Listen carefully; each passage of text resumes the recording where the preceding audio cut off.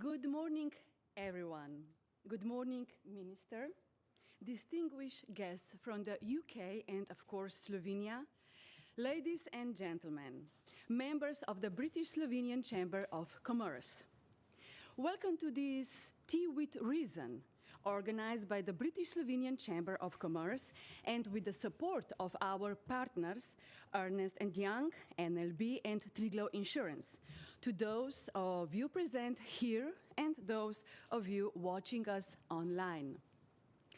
Today, we will talk about whistleblowing with experts in this topic. You will have the opportunity to post questions on Slido, and our experts will answer them. Whistleblowing is not only key in business, it is also important in government. And it is my pleasure to first introduce our guest from the Slovenian government, the Minister for Public Administration, Mr. Boštjan Koritnik. Welcome, dear Minister. Good morning.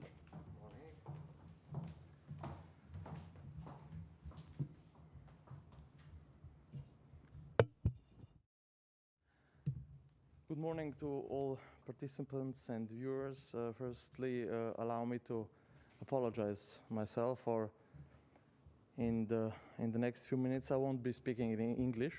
It's not due to principle or my respect for Slovenian language. Indeed, I do have some, but I was misinformed, so I prepared my speech in Slovenian. I still hope you will get some valuable information regardless of the used language.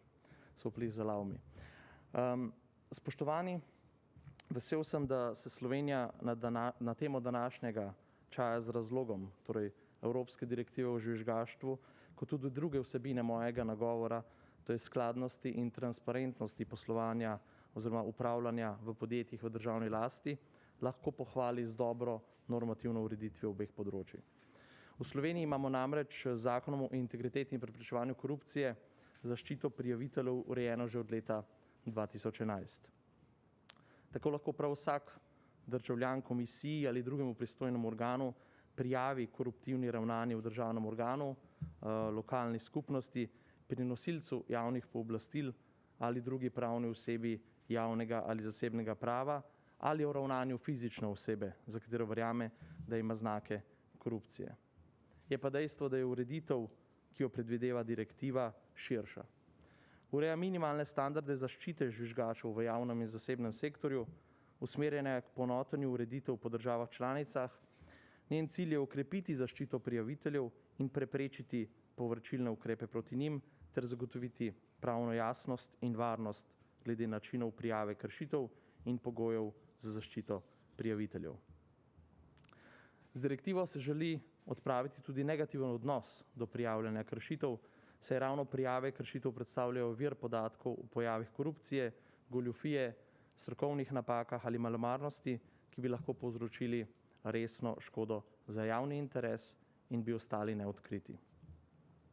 Glede na to, da so ukrepi za večjo integriteto in transparentnost eno najpomembnejših orodij za zmanjševanje korupcijskih tveganj, je treba napore, poleg za ustrezno dopolnitev ureditve varstva žvižgačev, usmeriti v vzpostavitev sistema, v katerem deležniki tako v javnem kot zasebnem sektorju redno izboljšujejo skladnost svojega delovanja, krepijo integriteto posameznikov, organov in organizacij ter delujejo transparentno in javno, odprto, s tem pa se zagotavljajo državljanom bolj kakovostne storitve. Na prošnjo organizatorjev sem pridobil tudi zadnje informacije glede implementacije direktive. Direktiva mora biti implementirana do decembra letos. Ministrstvo za pravosodje na tem intenzivno dela. Poleti bo dan osnutek v javno razpravo. Dejstvo pa je, da je del ureditve, torej tisto, kar se nanaša na javni sektor, že urejeno z Zakonom o integriteti in preprečevanju korupcije, tako da v bistvu gre za implementacijo direktive v delu, ki se nanaša na zasebni sektor. Kot minister za javno upravo sem resorno pristojen minister za področje tudi transparentnosti, dostopa do informacij javnega značaja, dostopnosti in odprtosti podatkov in javnega naročanja.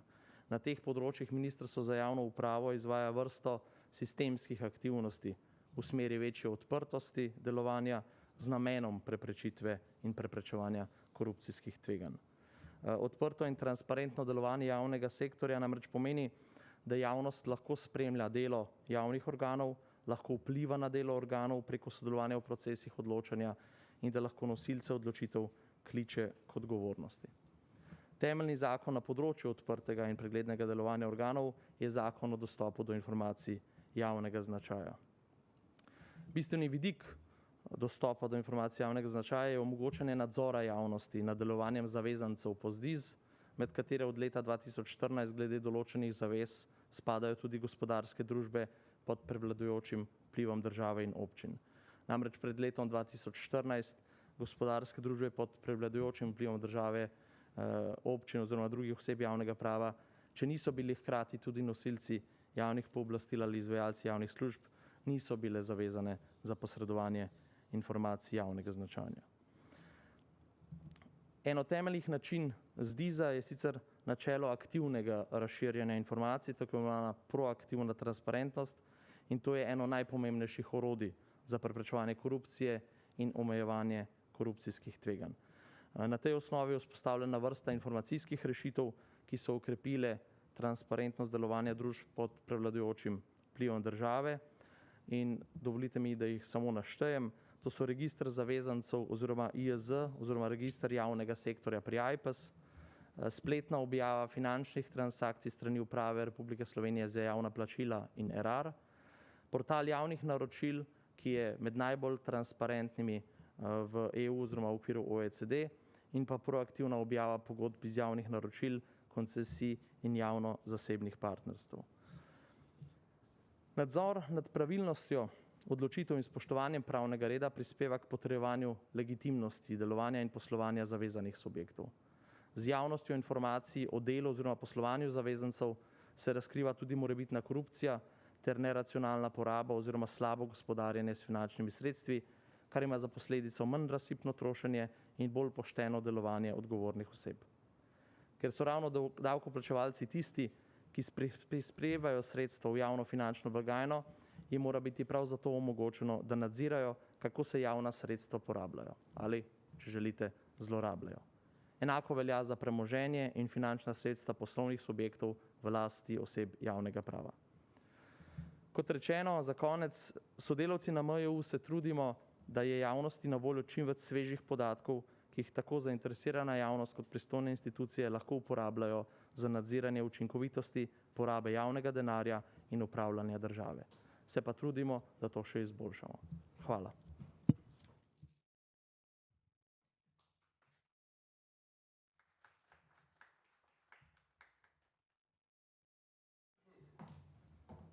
Thank you, Minister Koritnik, for your time, for your attention, and of course for your words.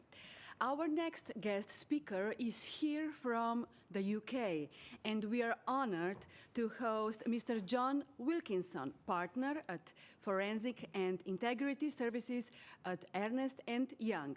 Mr. Wilkinson, the stage is yours. Welcome.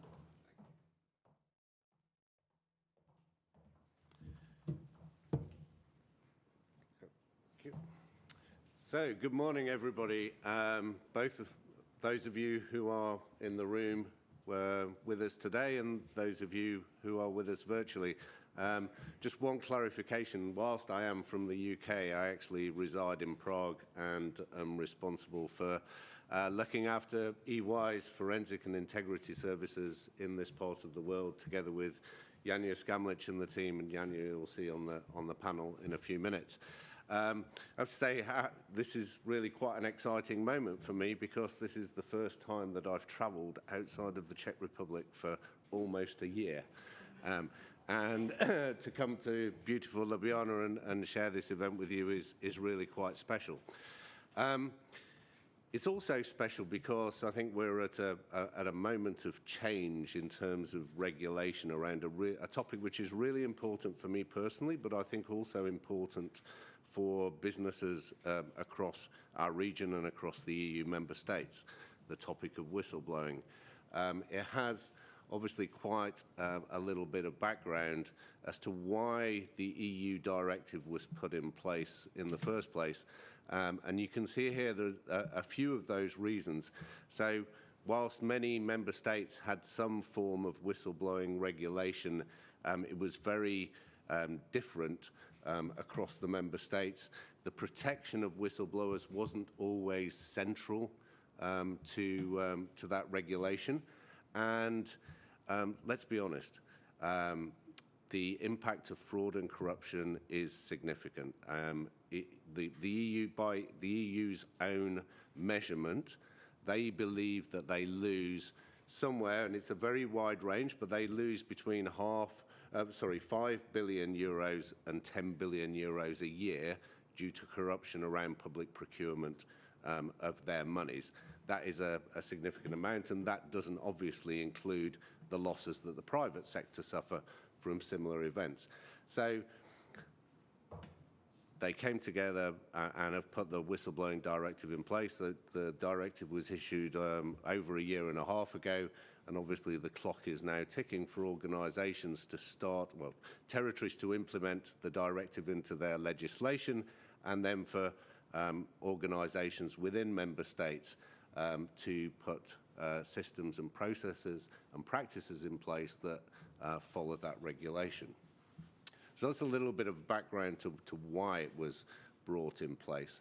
A further bit of background, so why has it always been so problematic? And the challenge really has been that employees or those who are raising their hand or blowing the whistle just didn't feel safe. They had two main concerns. You see the statement from Andrew Gordon, our global forensics leader at EY. Two main concerns. Will they simply ignore my message if I report something? And the second, probably most important concern is, well, if I do raise my hand, if I do blow the whistle, am I likely to face consequences and retaliation because of what I've done? And there are some very notable and quite public examples of that happening. But, you know, as an individual within an organisation, you're worried about, you know, my future career advancement. What are my colleagues going to think about me if I do that? In some extreme circumstances, will I be personally in physical danger because I've raised the whistle? And will I be viewed generally as not a loyal employee? And then, you know, even if I leave this organisation, will somebody else hire me?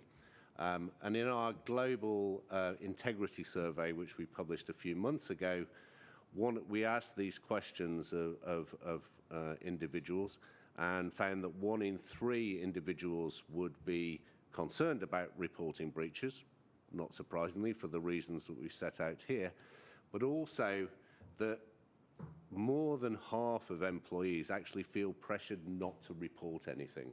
They feel an internal pressure from their organisation, and this is what the directive is really aimed at, trying to reduce that fear within the organisation by making sure organisations have clear and consistent and adequate processes both for receiving information but also the way that they deal with it afterwards and the way that they respond to the whistleblowers themselves.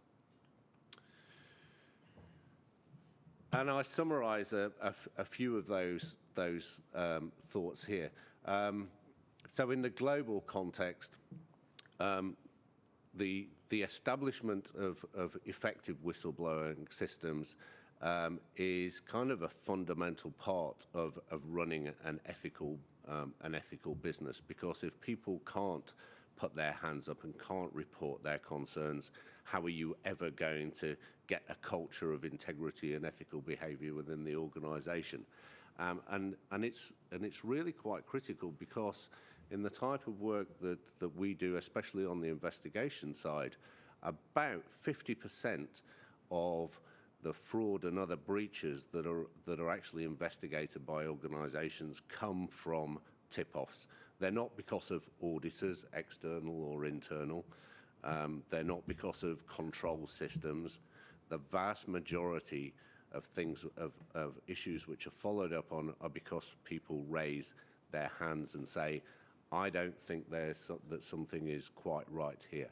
So a huge impact on actually finding the things that organisations should be looking at. In terms of some of the reporting and trends, and on the next slide I go in a little bit to the framework of whistleblower reporting systems, but some headline points here.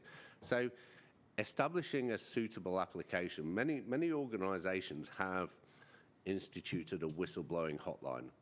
Yeah? So you will go onto their webpage and you may find a telephone number that you can call or an email address that you can write to and say, these are my concerns. That, unfortunately, in many cases is not backed up by a system behind that which systematically says, okay, if I get a report, what am I going to do with it? Okay, so it's in the future it will be no good just to have a telephone number to phone or an email address to write to. You have to have a system which makes sure that the reports are properly followed up, that there is communication established where possible with the whistleblower, and that there is appropriate documentation of what the organisation did to respond to the matter that is raised. What I'm going to say here, I don't think it's controversial though, and I'm sure that the panel afterwards will discuss this point, is, of course, many people say, well, hang on, if you open whistleblowing to everybody, you're going to get a lot of people who are just upset. Yeah, they're going to write emails and say, I don't like this because I don't like it. Doesn't mean there's anything wrong, it's just they don't like it. Now, a part of establishing this whole process is to make sure there's an effective, what we would call triage. So you receive the complaint and you do some internal work and internal review to establish whether there is any substance to that before deciding how you progress further. So that process of triage, building that trail that can be looked at as to what you decided to do, is really critical in this process. The second part, which is going to come out of the implementation of the EU directive, is making sure there's timely and efficient conduct of investigations. Again, this sits firmly behind having the appropriate framework in place, but you then also need to have an investigations framework which is robust, which is going to meet the reporting requirements which are set out in the directive, both in terms of following up internally, but also reporting back to the whistleblower in terms of what you've done. And the third point that I'll raise here, which is not really included within the directive, but is making this whole area a lot more complex, is, of course, nowadays, and you will have noticed this over the last few years, I certainly have tremendously, is the criteria in which people view inappropriate behaviours has changed quite dramatically. Yeah. Previously, if you think about the sexual harassment allegations that are coming out, there's been a significant shift in what people believe is appropriate or inappropriate. And I think now is the right time to be asking organisations to make sure that they have robust means for following up on those allegations, because if they don't, then that is not good for them as an organisation, and of course creates a lot of negative media, both within a jurisdiction or around a business sector. Now, I don't have as much time as I would love to go through each of these particular boxes, but I'm sure there's great meat here that will and can be discussed within the panel that we're going to hear from shortly. But I thought I'd set out sort of our view as to what an effective whistleblowing reporting system looks like. And you can basically break it down into four main categories. So the first category is making sure that you've got the reporting and collecting framework established properly. You will see actually there's there's been quite a lot of advancement nowadays, partly driven by this directive, but also I think partly driven by just technological change in terms of those reporting frameworks being properly established. And I was meeting yesterday with one of the service providers for these frameworks, and they have really made some tremendous advances, both in terms of thinking about how you collect the information, but also from an organisation side as to how you can use predictive analytics as to what's going on within your organisation. So some really interesting advances there. So there's a reporting bit. The documenting piece is something which is probably quite new.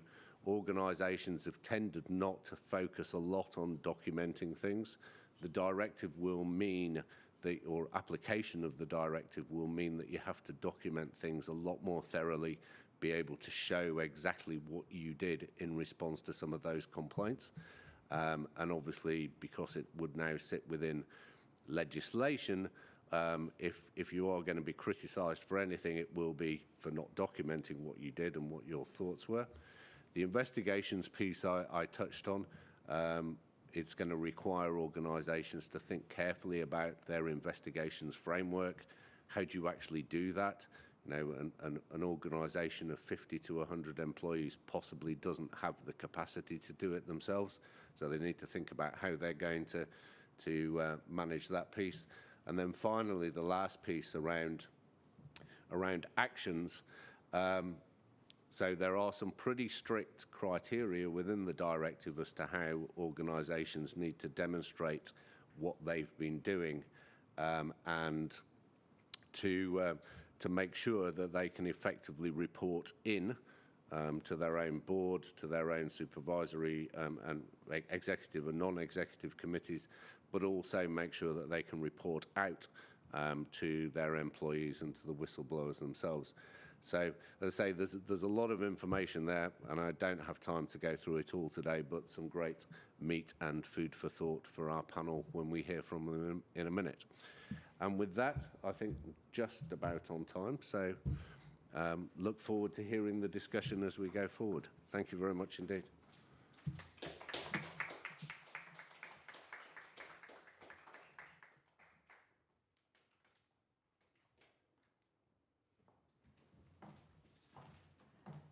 Mr. Wilkinson, thank you, and we hope that you will have some good time here with us in Ljubljana, because our city, it is the most beautiful city in Europe.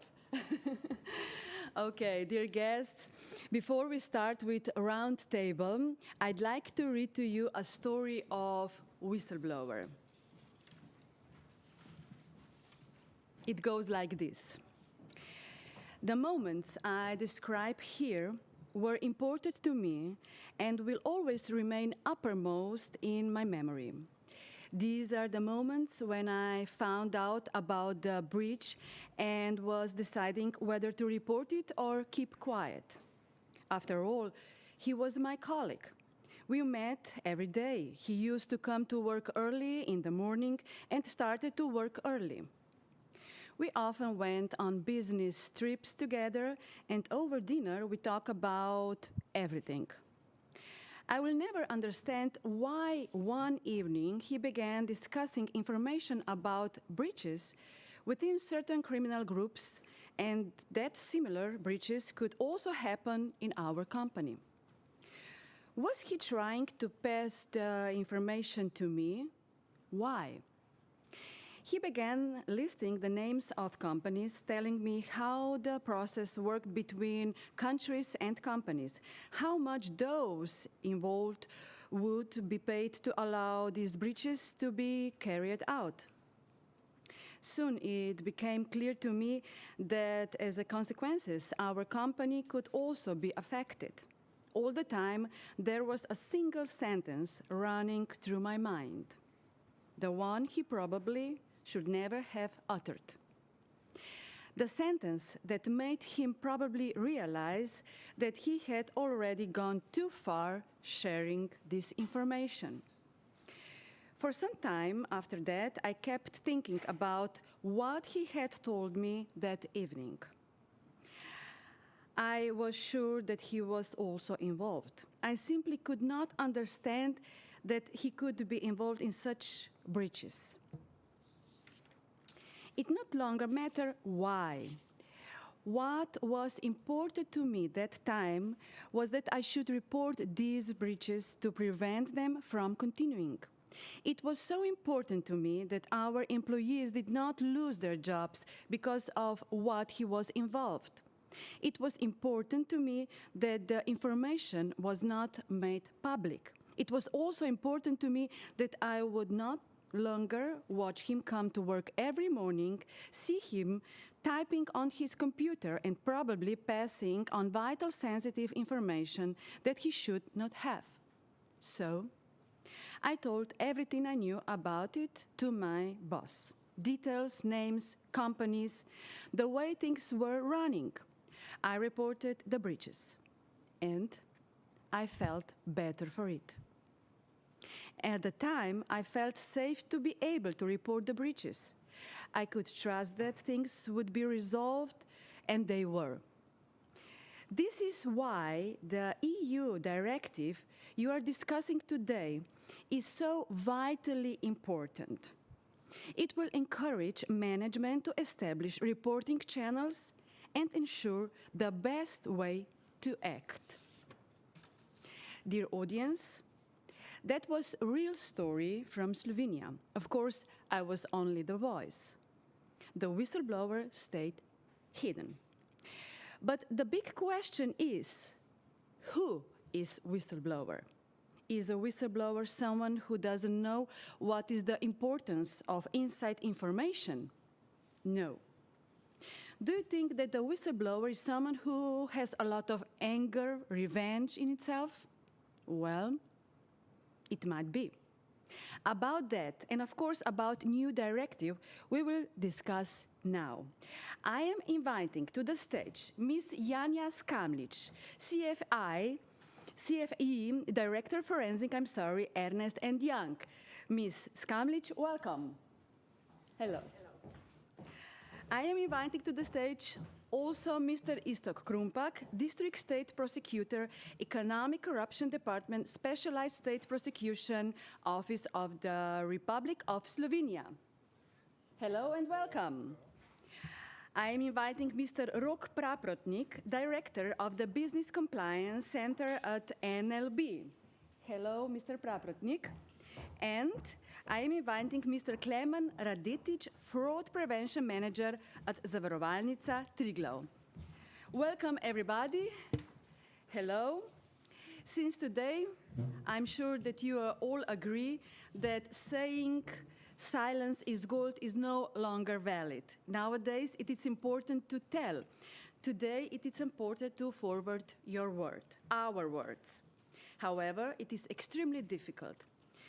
There are many fears, risks, questions, and it can be, as we heard, co-worker, it can be even a boss. But we should no longer repress responsibility and moral sense. So, courage. Now the legislation will be with us as well. As we heard, since December 2021, all EU member states will have to provide whistleblowers with a high level of protection in messaging by establishing effective communication channels in organizations with more than 50 employees or communes with more than 10,000 inhabitants. These rules require to establish safe communication channels within both private and public entities. So, let's start. My first question is, Mr. Radetič, what is, on your opinion, the Slovenian whistleblowing culture like? Hello, everybody. Thank you for the invitation. It's very nice to attend the event live after a long time. About the whistleblowing culture, well, my opinion is that it's actually not much different than in the other countries or around Europe. Maybe the big difference is that Slovenia is a small country, and that's why we don't have so many big cases or big media cases. And I would say that is the major difference, not so much the difference in the culture, but more of a country size. Mr. Krumpak, how do you see whistleblowers? are, in your opinion, these people who are good observers? They have a moral sense? How do you see them? First of all, thank you for having me here in this panel of experts. The conspiratorial nature of corruption, criminal offense, means that they usually take place in a close circle of people, usually those who gives bribes and those who accepts bribes. So everybody is happy and no one has an interest to report these activities to law enforcement. So whistleblowers are crucial for law enforcement to be able to penetrate this airtight circle of corruption.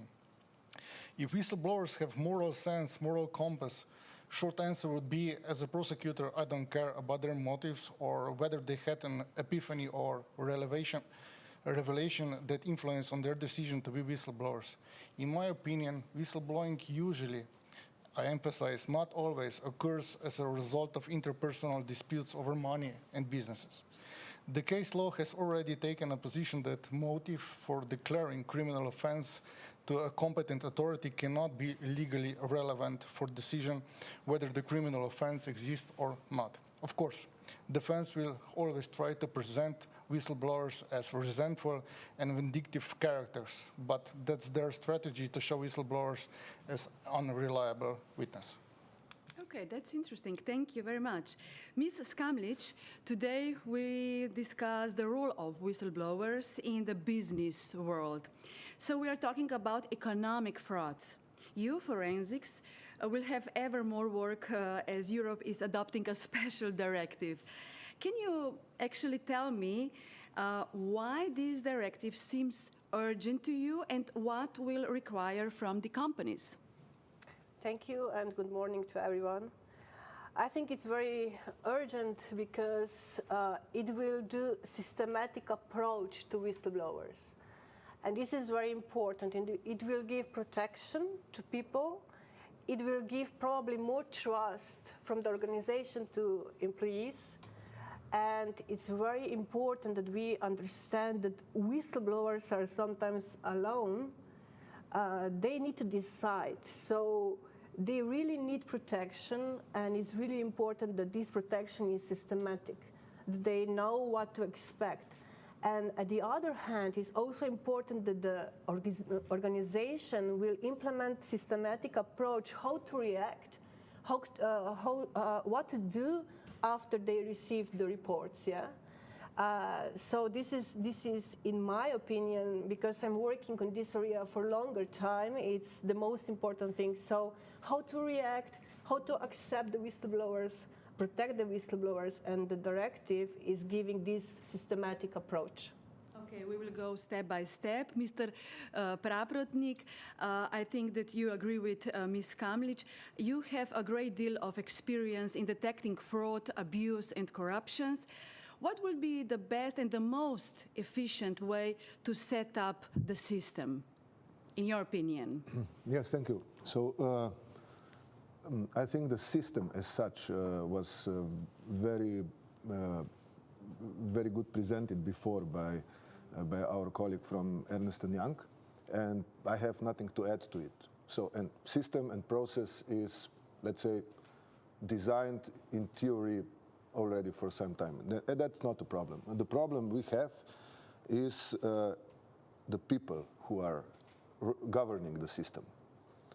If you don't have people who feel with the topic and are not only professional enough, but also have the right attitude, meaning also this internal system of values, which is also visible to a potential whistleblower, so that the whistleblower can trust the person who is going to handle the case, so that the person, the forensic or the prosecutor or the policeman, whoever, or compliance officer is going to do everything humanly possible to protect the whistleblower, then every system will fail. So it's about the people who are running these systems. So the new directive will help or not? A little bit. Listen, we don't need a directive or a legislation for a company to design a whistleblower hotline and the follow-up process. because every company actually is facing risks of fraud, corruption, damages from that perspective. So it's in the best business interest of the company to have such systems. So in fact, you don't need legal framework, but it helps. Okay, thank you. Ms. Skamlič, you are a fraud examiner, forensic investigator. What makes a good forensic? And another question, what is the advantage of forensics over the police? I think the answer is very short, yeah. I think knowledge, understanding of schemes, of fraud schemes, have experience, yeah. What is the difference between police and us? There is a difference, maybe we are the first one usually if the company decides to have us on board, we are the first one, we are digging in very details, you know, at the beginning. So we get this first information. We usually come like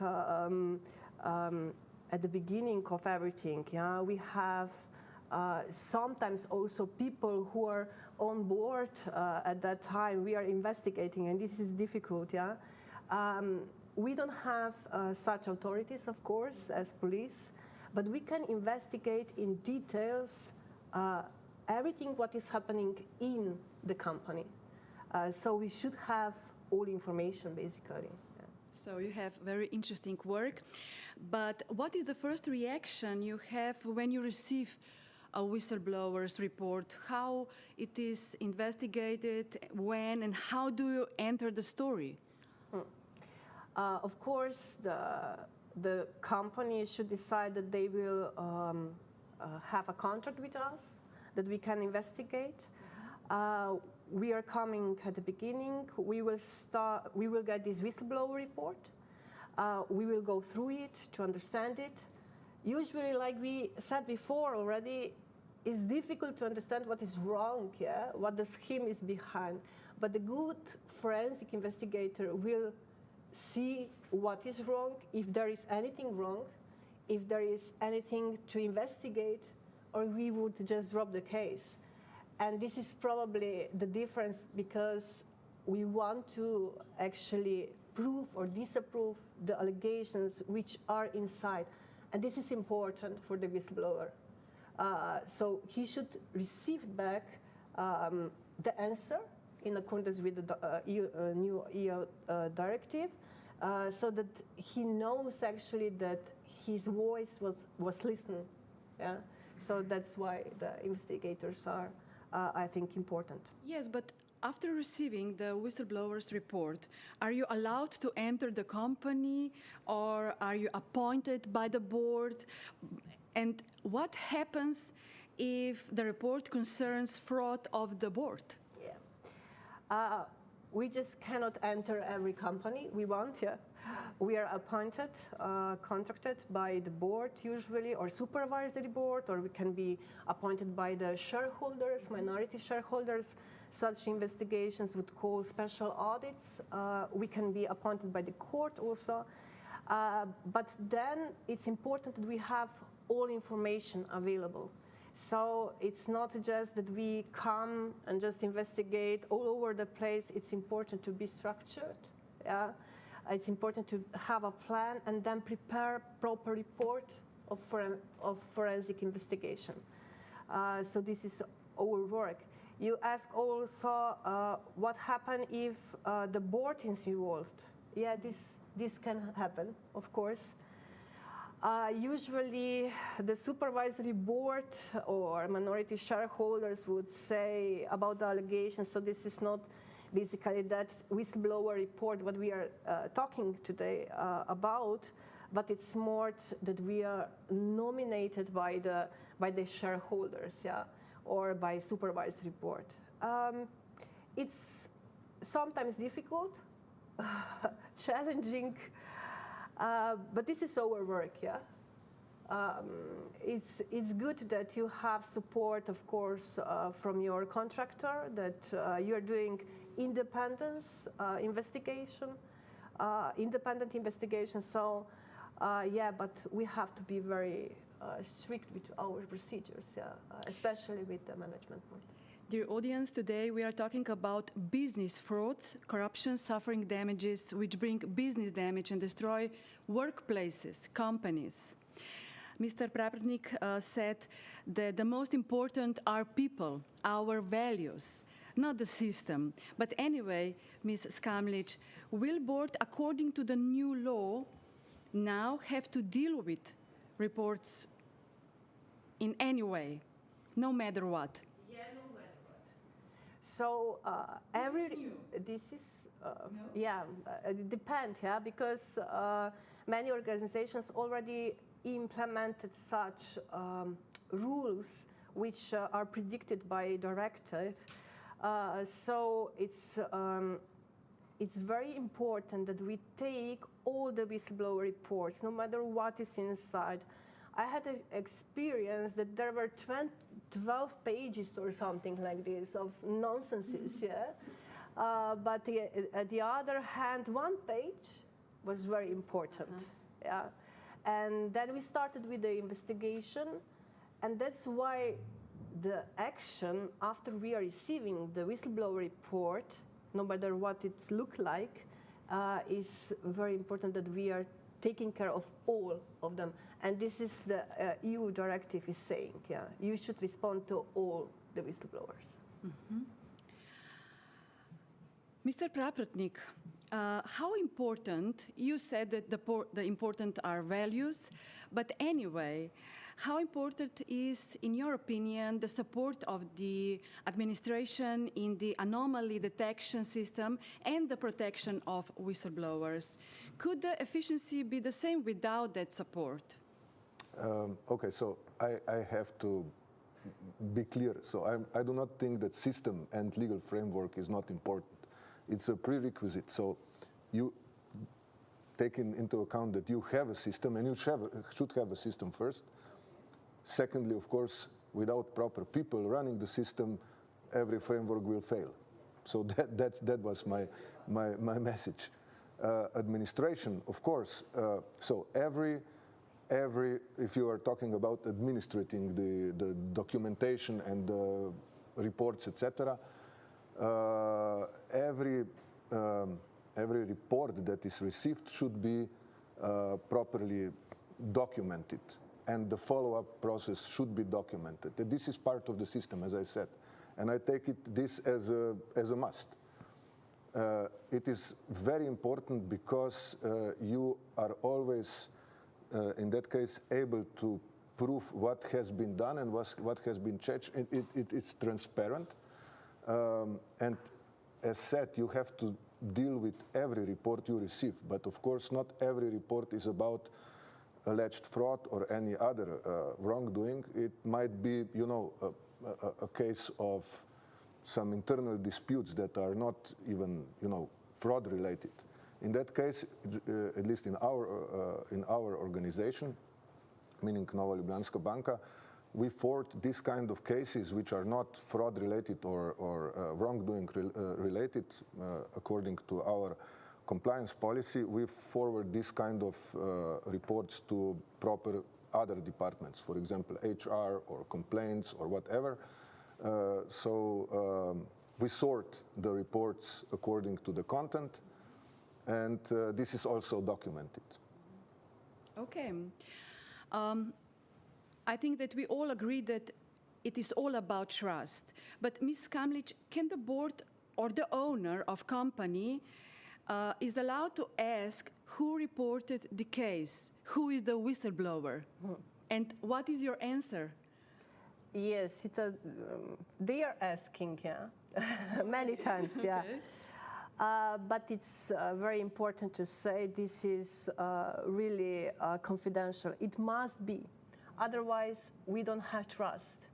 Because it's not important what the whistleblower is, who is the whistleblower, but what he's saying, yeah, what he told us, and then the investigation start.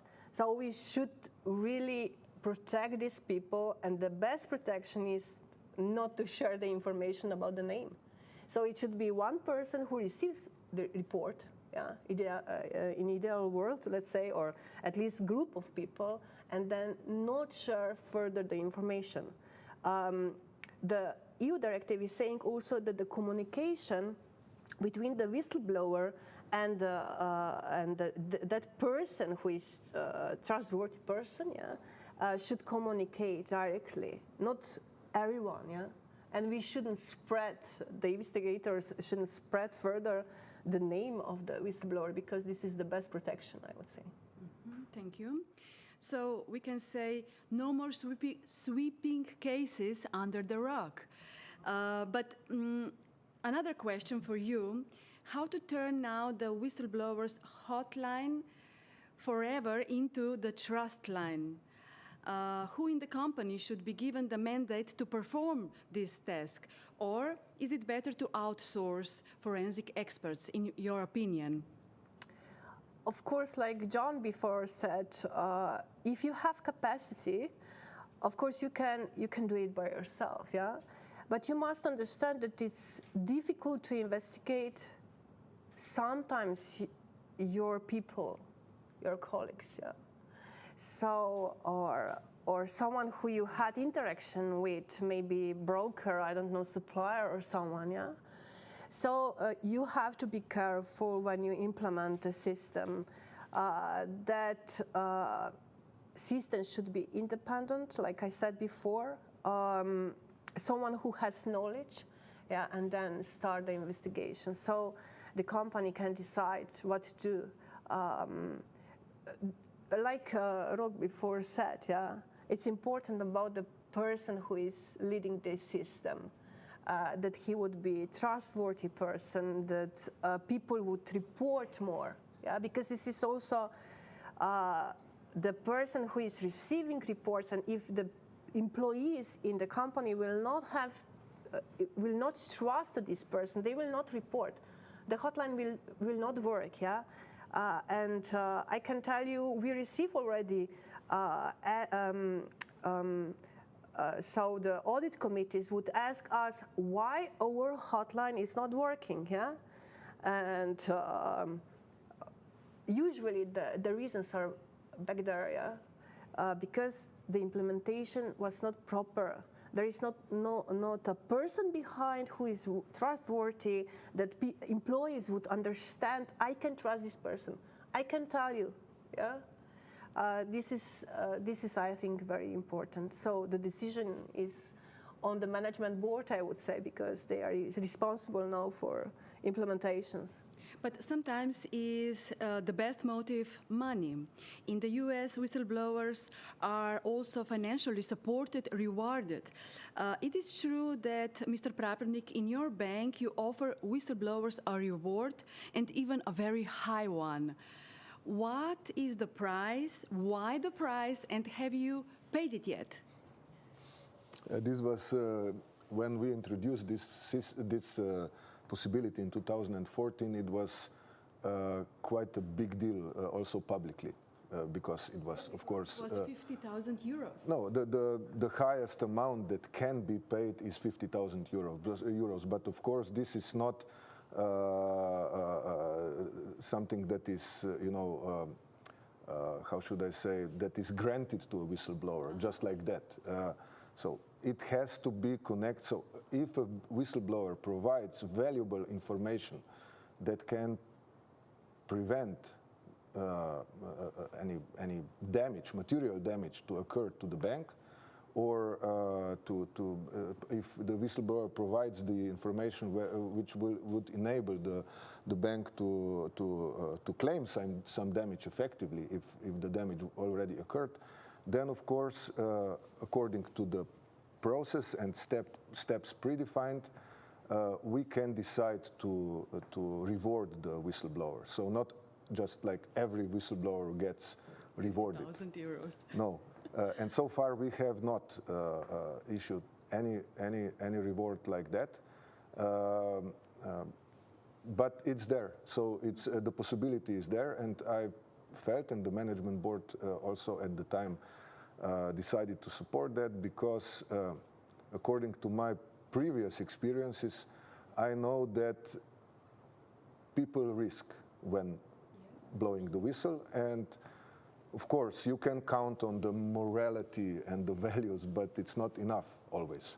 So if you can offer or make additional mile while trying to give the whistleblower the support and the assurance, of course it is important that you have this tool also to put the money where your mouth is, meaning that the whistleblower can count not only for protection, but also in some cases on reward. But what are the main, in your opinion, main risks in Slovenia for whistleblowers?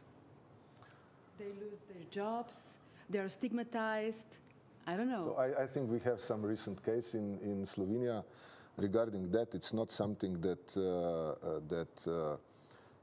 so the cases in Slovenia are different. During my service in the anti-corruption institution, we had a case of a whistleblower who actually gave us the information about a corrupt district prosecutor in Murska Sobota who was asking for a bribe in order to dismiss a criminal case. Of course, we spent hours and hours of, let's say, private meetings with this whistleblower in order to get his trust first, and then when we got his trust, we also, of course, have to respect his wish to stay anonymous, and because we had a legal framework at the time already, we were able to protect his identity, and his identity is still not public, thankfully, thanks to all of the people involved.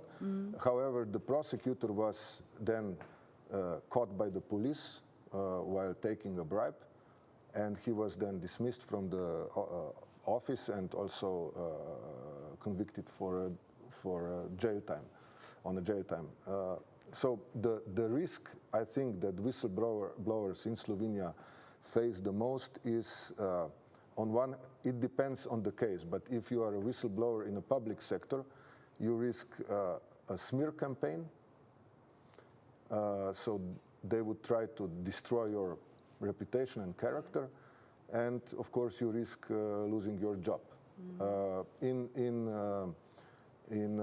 that particular case that I was talking about, and that was 10 years ago, of course, the day after the prosecutor was arrested, in the media immediately began the campaign of, trying to, so the media wanted to find out who the whistleblower was and why he reported. So we had to react harshly at that time as an institution to protect the whistleblower. But yes, at that time it was not what the whistleblower reported, but why and who he was. But this is a positive case, a positive experience, but we have also other cases which are not very positive, of course. Yes. We heard before of your colleague, Ms. Skamlič, and we talk off the record, and you said that reports are usually filled with some emotions, with anger, revenge. Can you describe, I think, one case in short way? How do you discover? Is it go for emotions or something else? The real case. The real case. There are many of them, yeah, because this is my job actually. Yeah, I think people just need to speak up at some time. They just cannot sleep, and this is also the consequence because they are looking at the wrongdoing for so many years also, and they just need to go further. And that's why probably this emotional part is also the part of the whistleblower report. Like I told you before, that case, I remember really there were 12 pages of nonsenses, but just one page was very important, and this is important that we as someone who receives these whistleblower reports really understand that there are things inside, very detailed things, yeah? Because the whistleblower sometimes would, usually, will not have all information, and he cannot provide to us, or he doesn't know what to provide to us, yeah? So it's very important that we understand these small little details which would give us, for example, the scheme, the scope when it was happening, and so on. So this is what is overall, yeah, basically. But emotions are part of the job, let's say. Yes, of course. Mr. Radetic, can you tell us how everything we talk, it looks like in practice? In your insurance company, you have internal fraud and abuse detection service. So can you tell us what are the best ways to report frauds? Phone, email, fake email? Yeah, we implemented the fraud hotline around 8 or 9 years ago already. And besides that, also the other systems and everything else, all the process, we defined all the process of fraud investigation, fraud detection. We implemented all the rules and obligations about keeping the identity of whistleblowers private, and we also established the department that is completely independent inside the company. And through these years, in the last 8 years, Fraud Hotline, the application is available for all the employees, actually became the most important channel to detect fraud. Beside the others that we have already, but I will focus on the Fraud Hotline today. So most of the reports we get through the application, which is available to the employees and also to the outside public through the webpage, or through the phone, through the email, or through the direct contact with the employees working in our department. Now, through the years, I think we gained already the trust and people inside the company. Triglav is quite a large company with the whole group has more than 5,000 employees. People know that the department is responsible, especially for investigating the frauds. So through this time, we get, I would say, around 400 to 500 reports of fraudulent activities yearly. But I must say that these numbers, including all the insurance fraud detections, which is the most common fraud that we are dealing with. But then, of course, we have the same system also for reporting the internal fraud or corruption or any other wrongdoings inside the company. And the process of investigation is very similar. So we don't do a big difference here. All the whistleblowers are protected. Their identity is protected. Any revenge or activities against the whistleblowers is prohibited and also penalized.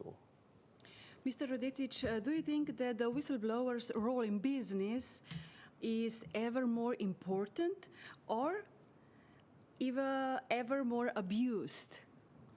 I didn't understand. What is the role of whistleblower in your opinion nowadays? Well, the role of whistleblower, well, I will talk from the perspective of the insurance company where I come from. It's now more important than, I don't know, 10 years ago. I think that through the years, when people, employees got to know the system that we established, we gained trust with all the activities that we were doing through the last years. We gained trust of the employees, and that's why all the numbers of the reports that we are getting are rising. So for us, okay, it is important that we get the reports about the insurance fraud cases because this is our core business and it is a part of our process. But of course, it's also important that we get the reports of other wrongdoings inside the company, corruption or anything else. And all that is investigated. People know how the process works, who will investigate, what will happen with their report, that it won't stay somewhere in the system. So it is very important, as previous it was previously already mentioned, it is very important that the whole process is established, not just reporting, but everything else. So, is it a good sign of the cleanliness of a company if there are no reports, or it is a red flag? I would say that there is no wrongdoing less or fraud less companies. So for me, definitely that would be a red flag. But it depends, if you look from the other side, if you have that kind of company without fraud reports, I don't think for that kind of company that would be a red flag. Yes, so I think that we all agree. Ms. Skamlič, we are talking about new directive. What are the sanctions sets out new directive? Sanctions are different, basically. Everything what is allowable based on the regulation, yeah. So the company, what is important here, maybe I would answer like this, that the company, like before Clemens said, the company need to establish the policies and procedures and the system, and then write it down what can happen after the investigation finish. So it's very important to spread the message to all employees, also to suppliers, to other companies we interact with, that they understand that we will investigate reports, we will understand what happened, and then the actions or sanctions to this regarding these wrongdoings will follow. Yeah. Does your report serve police? Does it have the value as evidence in the court or not? I hope yes. Maybe the prosecutor will explain, because we were working together many times already. I hope they are satisfied. We have some additional knowledge or tools, let's say, yeah, because we as EY has many resources such as review electronic files, a lot of bench of documents and so on. So we have many resources and knowledge which can help police prosecutors. Mr. Krumpak, prosecutors, when investigating frauds and abuses, follow other goals than companies and forensics, and the difference is that you have to prove intent. Is it hard? Very hard. Yeah. As you know, that we have slight problems with some cases in the court of law, but we are trying. So, as I understand, the main goal of forensics is to detect and investigate any irregularities in business compliance, or to give advice or suggestion for improvement of business decision process in companies. The main duty of state prosecutor, let's say our core business, is prosecution of perpetrators of criminal offense, and make sure that the defendants that are guilty are found guilty in the court of law. If we are talking specifically about frauds, the main goal of police investigation directed by prosecutors is to investigate those factual aspects of the act that constitutes statutory characteristic of criminal offense. For example, if the suspect acted with intent to appropriate property from himself or third party, like you said. So that's the main difference. Mm-hmm. Yeah. But do you have these people, whistleblowers, namely, on the testimony later? Because that's when anonymity turns into non-anonymity. Yes. Yes, of course. I'm going to be a little bit controversial, so don't judge me. I like to stress that we have to separate, I would say, wannabe media star whistleblowers from sincere whistleblowers. Wannabe whistleblowers are persons so who... So you don't like it, this media hype attention? Yeah, of course. These wannabe whistleblowers are persons who think they have reliable information, or they have some sort of reliable information about corruption activity, but their main objective is not to reveal those information to competent authorities, police, investigation, or prosecution, but to get media attention. So we have to separate wannabe whistleblowers from sincere whistleblowers that reveals information about ongoing criminal activity, firstly and only to police or prosecutor or competent authority like KPK or something like that. And then we have to, and then police have a chance to gain substantial evidence by using all measurements we have at our disposal. Based on Criminal Procedure Act, like surveillance of communication, undercover operation, or house search, search of electronic devices, etc. In the past, I had encountered wannabe whistleblowers, also in my case of corruption in the health sector. They came to me and they assured me they have reliable information about corruption, briberies, and then they will testify about it. But when I proposed their testimony during the main hearing, and they're confronted with high-powered doctors and the fleet of their attorneys, only silent and amnesia kicked in. So, of course, I have also good experience with the sincere whistleblowers who are not scared to testify. So this is my experience. Okay, very good. But Mr. Krumpak, does the person decide for report whistleblowing, namely as the punishment might be lower? How is this arranged in Slovenia? Basically, the law sets strict conditions that must be met for me to be able to make a decision not to initiate criminal prosecution or relinquish criminal prosecution of whistleblower.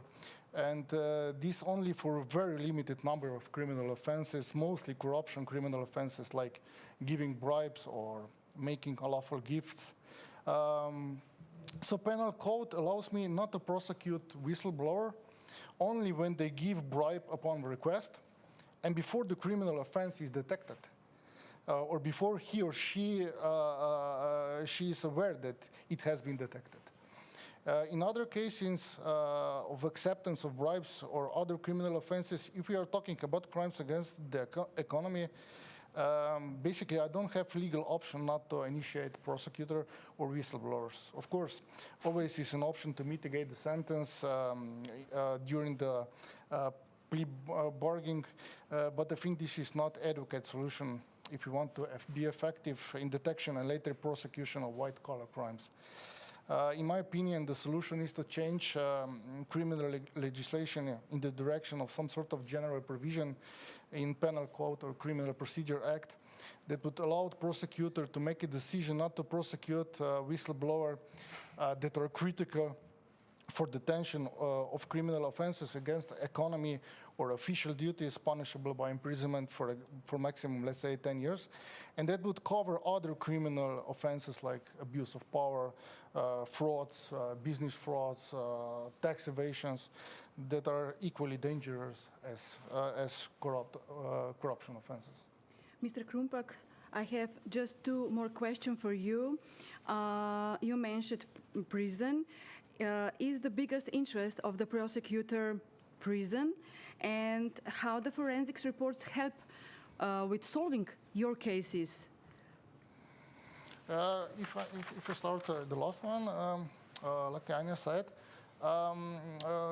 forensic reports can be evidence in a court of law, but mostly I would say they can be very reliable source of evidence. So. As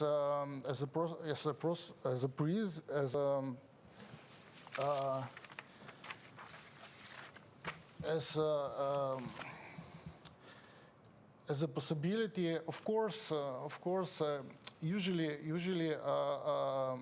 whistleblowers have expectation or mitigate the sentence, or not to be prosecuted at all. Mm-hmm. So this is sometimes very troublable. So, like I said, law makes strict conditions, so I have to meet with them. So there are not a lot of possibilities, but whistleblowers are always welcome at the court of law and the criminal proceedings.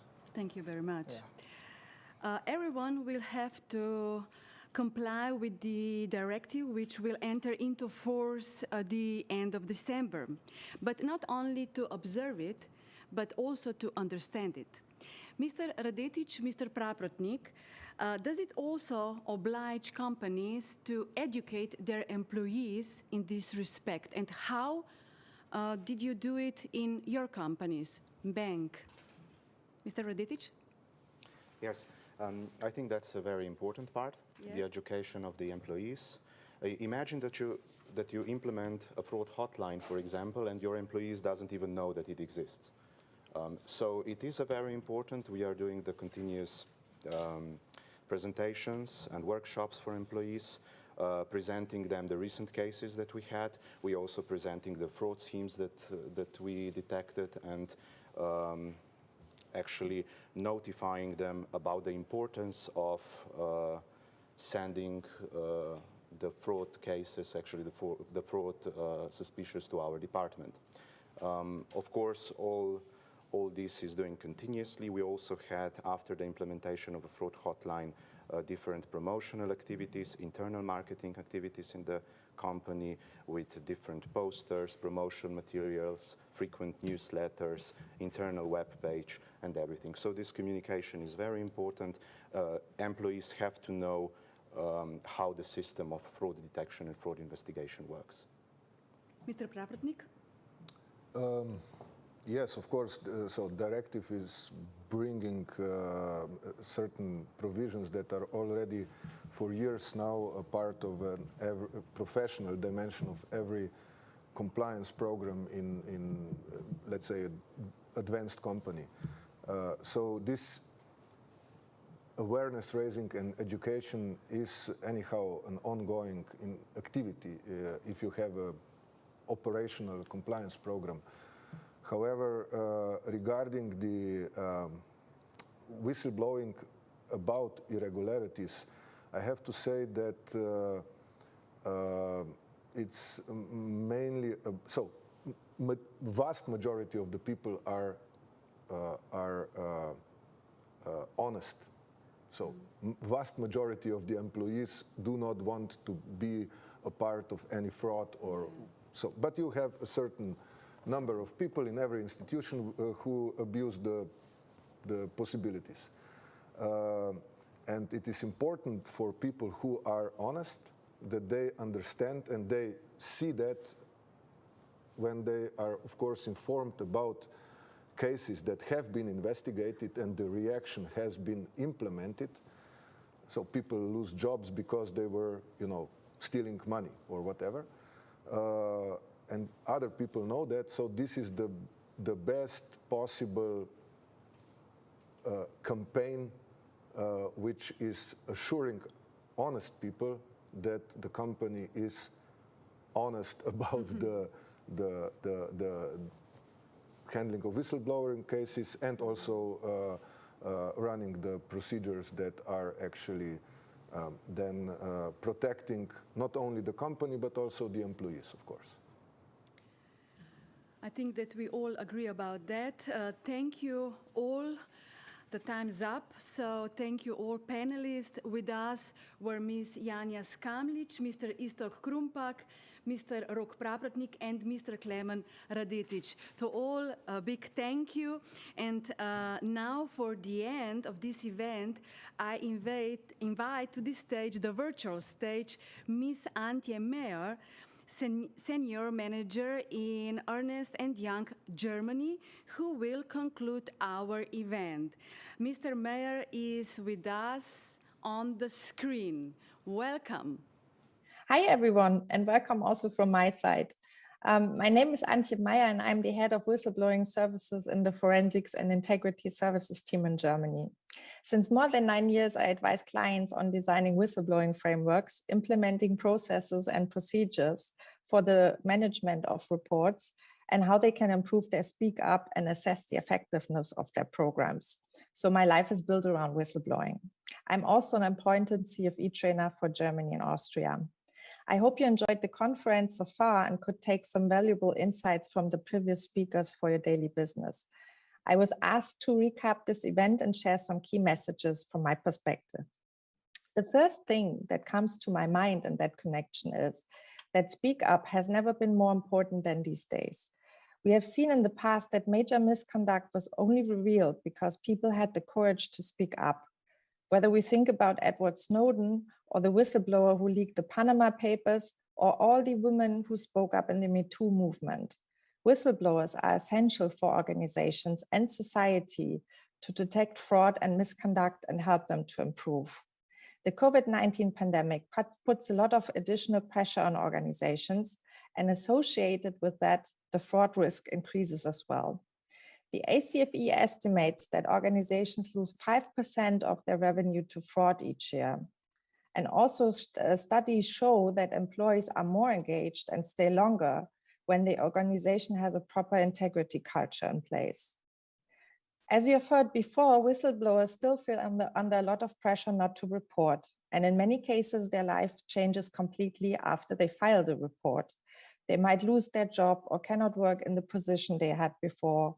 They might face challenges in getting a new job, are called traitors, or even face physical intimidations.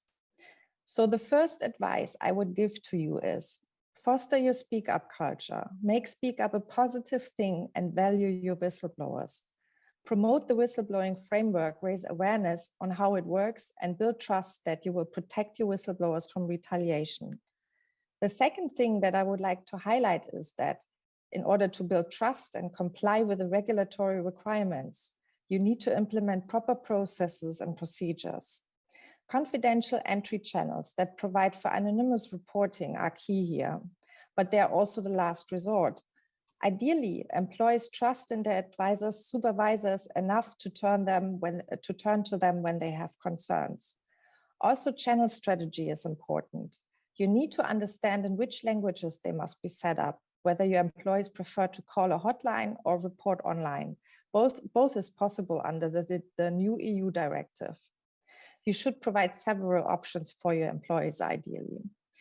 Not less important are the processes and procedures in place that guide your personnel when dealing with the reports. Consistent methodologies, descriptions of the steps to be performed, what has to be documented, minimum requirements to consider while investigating the report, and timeframes in which these steps have to be concluded will not only help you to demonstrate compliance with regulatory requirements, but also help to build trust in the program. It is important that your personnel responsible for the intake and follow-up of the reports is independent and free from conflict of interests and skilled enough to do the job. I have seen a lot of cases where reports have been found unsubstantiated and were closed only because of missing awareness of potential red flags. Closing cases that should have potentially been followed up always bears the risk that whistleblower turns to an external reporting channel or even discloses his case to the public.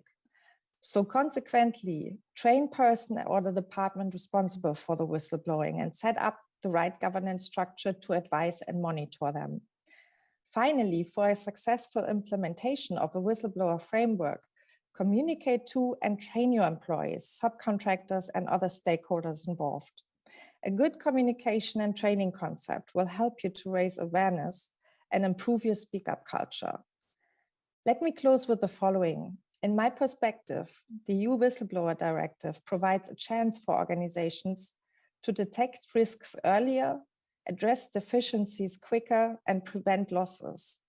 The whistleblowing system is for your employees and business partners and serves an important purpose to help your employees and other stakeholders in difficult situations. And therefore, it is a key pillar of an organization's corporate governance framework and can help with the creation of long-term value. Thanks very much.